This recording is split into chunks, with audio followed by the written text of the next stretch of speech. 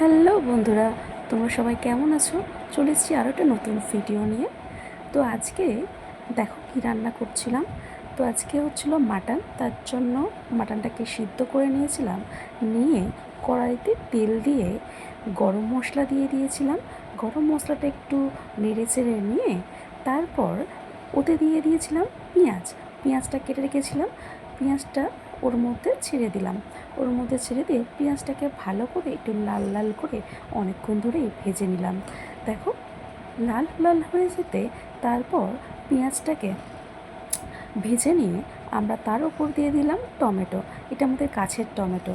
তো টমেটো দিয়ে দিলাম। আর আজকের রান্নাটা হচ্ছিলো পুরো কাঠের উনানে।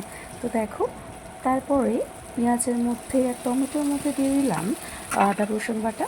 তারপর এটাকে ভালো করে নেড়ে চেড়ে নিয়ে এর মধ্যে দিয়ে দিলাম একে একে লঙ্কা গুঁড়ো, তারপর দিলাম হলুদ গুঁড়ো।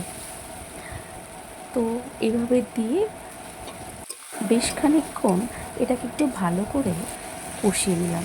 আজকে যেহেতু কাঠের উনানে রান্না হচ্ছে, তো আশা করি মাংসটা খুব ভালোই হবে। তো একে একে দিয়ে দিলাম মাটনগুলো সব। তো ভালো করে নেড়ে চেড়ে নিয়ে অনেকক্ষণ ধরে কষাচ্ছিলাম। তো দেখো অনেকক্ষণ ধরে কষানোর পর তারপরে মাংসটা একটু রেখে দিলাম। রেখে দিয়ে একে একে দিয়ে দিলাম নুন পরিমাণ মতো, যে তোমরা যেরকম নুন খাও।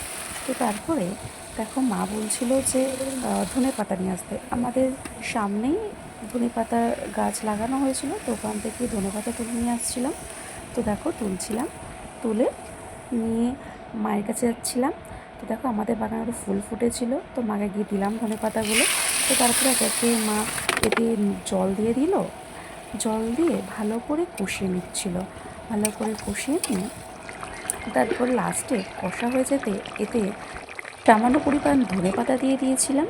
তারপর তো আজকে যেহেতু বাগানে টমেটো অনেক কটাই হয়েছিল আর সবগুলো পেকে গিয়েছিল, তো মাকে ওই জন্য বললাম যে টমেটোর চাটনি করতে। আমাদের টমেটোর চাটনি খুব ভালো লাগে। তো তারপর দেখো ইনিও এসে গেছে।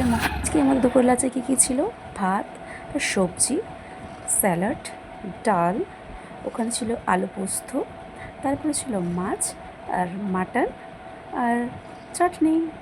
তো এই ছিল আজকে দুপুরের মেনু। তারপরে রিভিউ চাইতে ইনি কি বললো সেটা শুনে নাও তোমরা। মা কষ্ট করে রান্না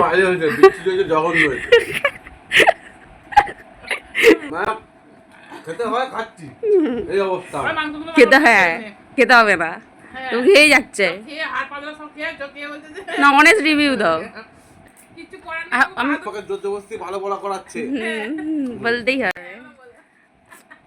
সবাই শুনে নিলে এনার রিভিউ কী ছিল। ইনি কোনো দিন বলবে না যে ভালো রান্না হয়েছে। এনাকে যখনই রিভিউ চাওয়াবে এরকম হবে। তো চাটনিটা আমি করেছিলাম, লাস্ট পর্যন্ত বলছে চাটনিটাও খুব ভালো হয়েছে। তো উনি ক্যামেরাতে রিভিউ দেয়নি, লাস্ট পর্যন্ত বলেছিল ভালো হয়েছে। তো দেখা হচ্ছে নেক্সট কোনো ব্লগে। আজকে মতো টাটা।